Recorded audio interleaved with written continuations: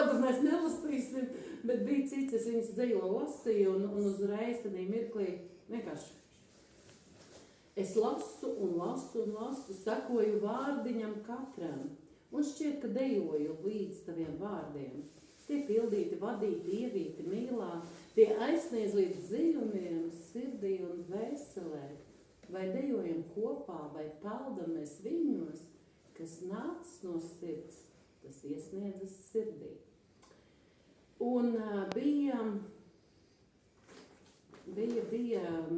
bija vēl kāds cits dzejos, vēl kāda autora cita, kur tieši tāpatās es lasu viņas darbu, un man pēkšņi ir atbilde viņai. Nevienmēr jāraud ir ar skumjajiem. Tie jāizceļ no rūguma poda.